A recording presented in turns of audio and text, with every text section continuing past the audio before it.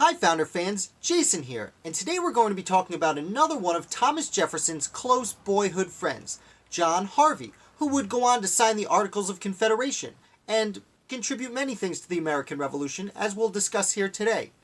Now, Thomas Jefferson and John Harvie were close as children because their fathers were close, and I've made a video before about Peter Jefferson, Thomas's father, which you can click right here to watch, and Peter Jefferson unfortunately passed away when Thomas was very young. And who was given custody of this teenage Thomas Jefferson?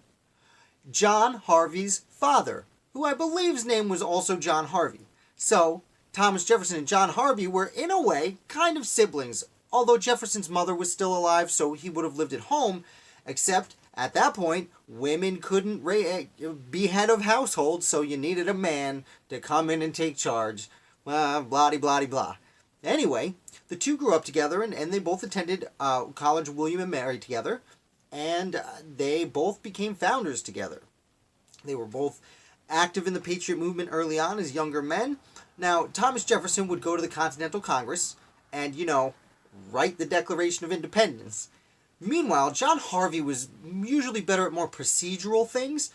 For example, he went and negotiated a treaty with the Native Americans in modern-day West Virginia, and that treaty would end Dunmore's War. At the outbreak of the American Revolution, and during most of the American Revolution, there were many other wars going on with Native Americans that could be considered part of the Revolution, but might not be, and Dunmore's War was that. It was a war in the Ohio Territory between Virginia and some Native American tribes. And John Harvie went and negotiated an agreement to end that war. He was one of several delegates at that conference. So Harvie, after Jefferson comes home in October of 1776, a few months after the Declaration, John Harvie goes the next year to the Continental Congress, where he deliberates and helps finish writing the Articles of Confederation, which we often overlook today, but were extraordinarily important for the time because it was, in fact, the first United States government. And he signed that document, and he is extraordinarily important to all of us because of it. So Harvie would come back, and he joined the lower house of the Virginian Assembly when it was a new young state, and Thomas Jefferson became governor. But his buddy Jefferson had just written the Statute on Religious Freedom. And this statute was so important to Jefferson that it's one of only 3 things he had written on his gravestone. Author of the Declaration of Independence, creator of the Statute for Religious Freedom in Virginia, and father of the University of Virginia. It's very important to Jefferson, but Jefferson was elected governor, so he could not present this on the floor. His friend John Harvie instead rose in the Virginia Assembly and submitted for consideration the Statute on Religious Freedom. Now, the statute didn't pass, unfortunately, at least not then, in 1779, I believe. But 7 or 8 years later, in 1786, it was brought back to the table, and this time it did pass. Of course, while Jefferson was off in France, but it did pass, and this motion that John Harvie had originally made not only brought religious freedom to Virginia, but was an impetus for bringing religious freedom to the United States when the Bill of Rights was created. Because I'll remind you that many states, especially in the North, didn't really want religious freedom. They wanted a certain amount of freedom, but again, Connecticut comes to mind, would have a state religion for another 30 years after the Constitution was written. Or 30 years or so, 25 years probably. So, again, not only is John Harvie doing this for Jefferson, but John Harvie, in promoting it, is, first of all, promoting religious freedom, which was a little bit of a radical idea at a time where a lot of people were being radical.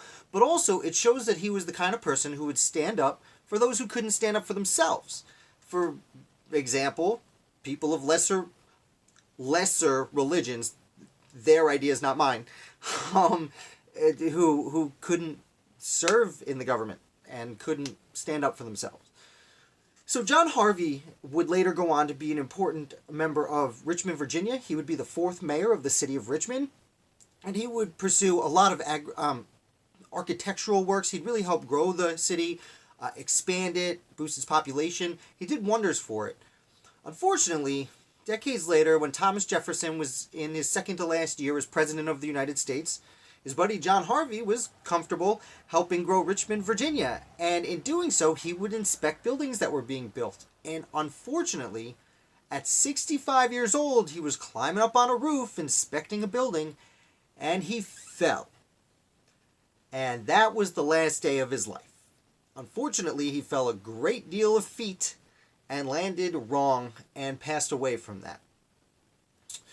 It's a strange and unfortunate end to a much underappreciated founder who, again, is one of the few names on one of the founding documents of the United States of America.